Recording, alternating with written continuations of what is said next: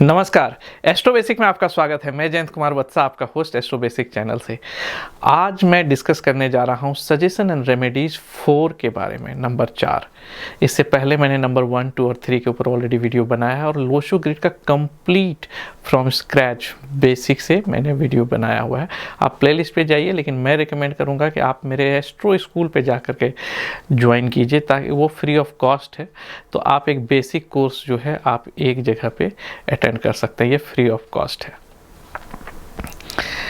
अगर आप न्यूमरोलॉजिस्ट हैं तो आपको मेरा सॉफ्टवेयर ज़रूर ट्राई करना चाहिए, ये फ्री ऑफ कॉस्ट है। सारा लिंक डिस्क्रिप्शन में दिया है या फिर डिस्प्ले हो रहा होगा। तो चलिए आइए देखते हैं नंबर 4 के बारे में। नंबर 4, कि आपको पता है कि नंबर 4 जो है एक प्रैक्टिकल नंबर है। प्रैक्टिकल कहने का नंबर मतलब ये है कि जहाँ पर लोग हार्ड वर्क करते हैं और फाउंडेशन बिल्ड होता है। तो जब आप मकान बनाते हैं, जब आप घर बनाते हैं, तो जैसे नंबर 1 है, वो क्या है, वो ड्रीम देखता है कि चलो एक दिन मेरे पास बड़ा सा घर होगा, एक आइडियाज़ आता है उसके पास। नंबर 2 क्या करता है, नर्चर करता है, उस घर को बनाने के लिए हर कोशिश करता है ताकि उस आइडियाज़ को सपोर्ट मिल सके। नंबर 3 में क्या होता है, कम्युनिकेट होता है, एक्सपेंशन होता है, रिसोर्स जुगाड़ होता है, सारा चीज़। लेकिन अभी तक घर बना नहीं है। एक्चुअल घर जो बनता है वो नंबर 4 पे बनता है। तो इसलिए नंबर 4 को जो है बिल्डिंग ब्लॉक्स कहते हैं, मतलब जहाँ पे आप एक्चुअल में बनाते हैं कोई चीज़। तो डेफिनेटली ये हार्ड वर्किंग वाला नंबर है और कोई भी ग्रे एरिया पे ये लोग विश्वास नहीं करते हैं, मतलब वाइट या ब्लैक क्लियर होना चाहिए। शॉर्टकट पे विश्वास नहीं करते हैं, उनको पता है कि मेहनत करना है तभी जाकर के रिजल्ट मिलेगा। तो ये एक ऐसा नंबर है जो कि चाहिए ही चाहिए, आपको एक डिसिप्लिन में रहने के लिए चाहिए, आपको हार्ड वर्क करने के लिए चाहिए। बिना इसके कोई भी सक्सेस मिल सकता नहीं है। लेकिन नंबर 4 के साथ जो प्रॉब्लम है, क्योंकि मैं सजेशन रेमेडीज डिस्कस करने जा रहा हूँ, तो नंबर 4 के साथ जो प्रॉब्लम है वो एक ही प्रॉब्लम है, वो है उसका फ्लेक्सिबिलिटी। तो ये लोग थोड़े फ्लेक्सिबल नहीं होते हैं। कहने का मतलब ये है कि ये लोगों के लाइफ में जो भी चीज़ अनुभव होता है तो वो उनके एक्सपीरियंस के थ्रू वो लोग समझते हैं, मतलब कि वो लोग उसके थ्रू गो थ्रू होते हैं। तो इसीलिए उनका एक अपना अंडरस्टैंडिंग है सब चीज़ को लेकर के, क्योंकि उनको ईजिली कुछ मिलता नहीं है, गिफ्ट में तो मिलता नहीं है, लक वाला फैक्टर थोड़ा सा कम रहता है उनके साथ। तो वो जब हार्ड वर्क करते हैं तब रिजल्ट मिलता है। तो वो सारे सिचुएशन को उसके अंदर जो कहते हैं ना, हाथ को गंदगी में डालना, तब मतलब वो चीज़ तो उसके थ्रू वो उनको पता। तो इसीलिए उनको लगता है कि this is the right way. अब वो उसके बारे में उनका विचार इतना स्ट्रांग होता चला जाता है कि वो फ्लेक्सिबिलिटी कम हो जाता है। इसलिए जब कोई दूसरा कुछ समझाता है तो उनको लगता है नहीं नहीं, तुम जो बोल रहे हो शायद सही ना हो, मैं जो बोल रहा हूँ वही सही। तो लेकिन ये सही होना, हार्ड वर्क करना, ये सब चीज़ सही है। दिक्कत तब आती है जब आप लोगों को फोर्स करते हैं कि तुम भी मेरे ही तरह सोचो, क्योंकि सब बंदे का अपना अलग थॉट्स है, अपना ये है। तो ये चीज़, तो मैं आज आपको 5 सजेशन दूंगा, उसके बाद कुछ रिचुअल्स पे हम लोग डिस्कस करेंगे रेमेडीज पार्ट पे। तो कुछ 5 सजेशंस हैं जो कि आपको फॉलो करना चाहिए। पहला सजेशन, आप फ्लेक्सिबल थोड़े से ज़्यादा बनिए, पर्टिकुलरली दूसरे के साथ। जब रिलेशनशिप की बात आती है, या तो आपके घर के रिलेशनशिप रहे या फिर ऑफिस में कलीग्स या बॉस के साथ रिलेशनशिप रहे। बॉस के साथ यूजुअली आपका अच्छा रहता है क्योंकि आप बहुत ही हार्ड वर्किंग हैं, तो हर कोई आपको लाइक करता है और रिलाई करता है आप पे, क्योंकि लोगों को पता है, एज ए बॉस पता रहता है कि अगर इस नंबर 4 वाले को कोई काम दिया जाए, ये दिन रात एक कर देगा, लेकिन ये करके ही ख़त्म करेगा। तो डेफिनेटली अच्छा रहता है। लेकिन जब ये बंदा बॉस बनता है तो ये चाहता है कि उसके एम्प्लॉय भी उसी तरह से काम करें। तो वहाँ पर एज ए बॉस जो है, कुछ लोग उसको ब्लड सकर भी कहते हैं, बट अगर आप नंबर 4 हैं तो सॉरी, मतलब माइंड नहीं करना है। लेकिन एज ए, चूँकि ये एजुकेशन, क्योंकि बहुत सारे न्यूमरोलॉजिस्ट इस वीडियो को देखते हैं, तो लर्निंग पर्पज से मैं बता रहा हूँ। तो ये 4 नंबर जो है एज ए बॉस बहुत ही स्ट्रांग होते हैं, तो फ्लेक्सिबल नहीं होते। तो जब अगर आप नंबर 4 हैं तो पर्टिकुलरली जो भी रिलेशन है, कहने का मतलब है, उसमें आप फ्लेक्सिबल रहने की कोशिश कीजिए और दूसरे की ओपिनियन को इज्जत या फिर समझने की कोशिश कीजिए वो क्या कह रहा है। ये आपका रिजिडिटी जो है कभी कभी आपके रिलेशनशिप में प्रॉब्लम करता है। कभी कभी के बजाय मैं कह सकता हूँ कि मैक्सिमम टाइम अगर आप गौर से देखेंगे तो ये आपका जो रिजिडिटी है, जिद है, जो इनफ्लेक्सिबिलिटी है, यही आपके रिलेशनशिप में प्रॉब्लम क्रिएट करता है।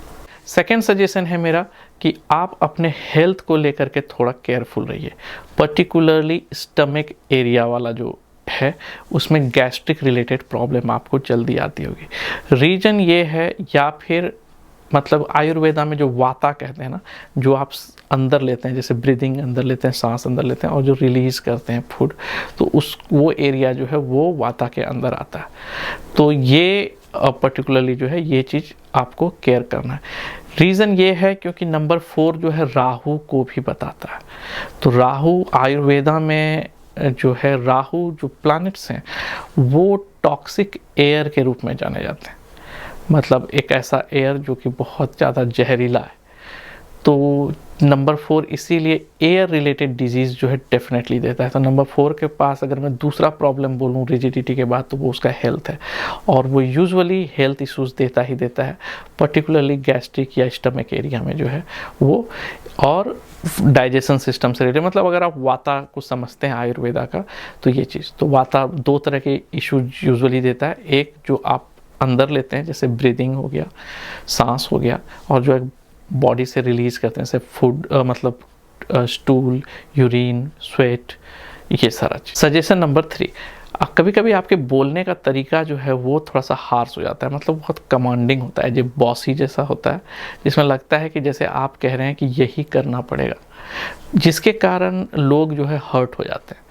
तो आप अपने बोलने के उसमें थोड़ा सा टोन पे आप अपना वॉच कीजिए। आपका मैसेज सही रहता है, टोन में हो सकता है प्रॉब्लम हो, तो ये आपके कम्युनिकेशन में प्रॉब्लम लाता है, ये भी रिलेशनशिप में प्रॉब्लम क्रिएट करता है।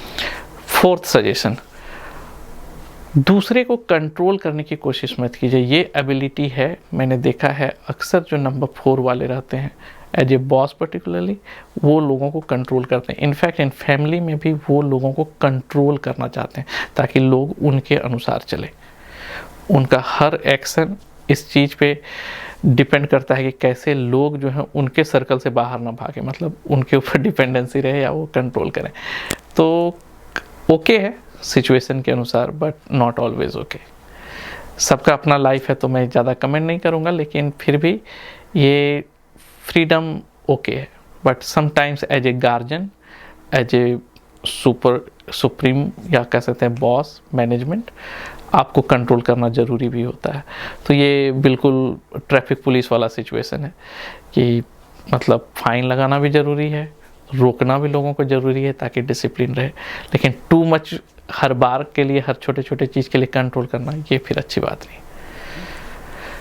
5th सजेशन, 5वां सजेशन है कि आप अपने फैमिली मेम्बर और क्लोज रिलेशन को थोड़ा सा बचा के रखिए, क्योंकि ये आपको कहीं ना कहीं आप पे ट्रस्ट करते हैं, आपको लाइक करते हैं, और जब वे बहुत ज़्यादा हर्ट हो जाते हैं बिकॉज ऑफ फ्लेक्सिबिलिटी या कंट्रोलिंग थिंग्स जो आपका है उसके कारण, तो ये आपके अगेंस्ट जाने लगते हैं, और इसमें से लॉस आपका है, क्योंकि ये समझते हैं कि आप बहुत ही ऑनेस्ट हैं अपने रिलेशनशिप में। तो अपने लोगों को दूर जाना इट्स नॉट गुड। तो क्योंकि ये कहीं ना कहीं आपके लिए ही हेल्पफुल रहता है, क्योंकि आपको ही पता है आप अकेले सब चीज़ तो नहीं कर सकते, आपको चाहिए ही सपोर्ट। दो आप हार्ड वर्किंग हैं, सेल्फ ड्रिवन है, लेकिन फिर भी तो कोशिश कीजिए कि अपने रिलेशंस में जो भी क्लोज वन है, चाहे आपके रिलेटिव्स हों, फैमिली मेम्बर्स हों, फ्रेंड्स, कलीग, जो भी हों, अगर आपके क्लोज में है तो वो आपसे दूर ना जाए, क्योंकि नंबर 4 के साथ ये प्रॉब्लम होता है कि उसकी गलती नहीं रहती है, just because of some tone या समटाइम्स सम बिहेवियर, पर्टिकुलरली बहुत छोटा सा रीज़न होता है जिसके कारण वो उससे कटने लगते हैं। तो लंबा रिश्ता जो है किसी से नहीं चल पाता। रिचुअल्स में आप जो है सूर्य भगवान की पूजा कर सकते हैं। आप पेट्स जो है उसको आप खाना खिला सकते हैं, आप पेट्स पाल भी सकते हैं, आप उसको खाना भी खिला सकते हैं, केयर कर सकते हैं पेट्स का, ये हेल्प करेगा।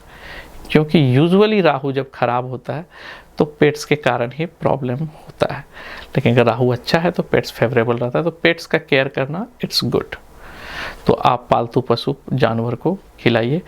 लोग कहते हैं कि काला कुत्ता इट्स स्पेसिफिक, बट मैं कहता हूँ कि इन जनरल कलर तो चलिए ठीक है, वो टू मच हो गया, लेकिन एनिमल को, बर्ड्स को फीड कराना ये आपके लिए डेफिनेटली हेल्पफुल रहेगा। आप ट्राई कीजिए। आप माँ दुर्गा की पूजा कीजिए, ये आपको डिसीज़न लेने में हेल्प करेगी और आपका जो प्रॉब्लम है या जो आपके जो दुश्मन हैं उससे आपको प्रोटेक्ट करेगी और आपको सही, सक्सेसफुल और विनर बनाएगी।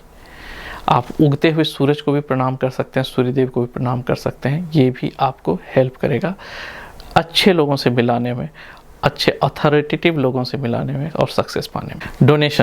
डोनेशन के नाम पे आप बेगर्स को खाना खिला सकते हैं, फूड जिसको ज़रूरत है, अन्नदान जिसको कहते हैं, ये आपके लिए बहुत हेल्पफुल रहेगा।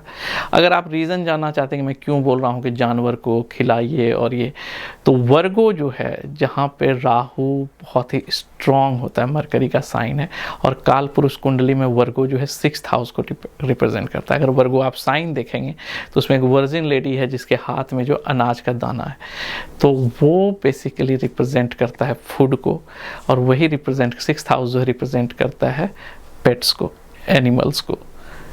तो इसीलिए अगर आप उसका केयर करते हैं तो 6th house is about the disease as well. तो अगर आप ये सब करते हैं तो डिजीज़ और जो एनिमीज़ हैं और डेप्ट है, कर्ज है, इससे आपको कंट्रोल में रहेगा। ये मतलब छुटकारा तो नहीं कह सकते हैं, लेकिन वो कंट्रोल में रहेगा वो, ताकि आप उसके ऊपर अपना मतलब डिसीजन ले सकें या एक्शन ले सकें, ऐसा।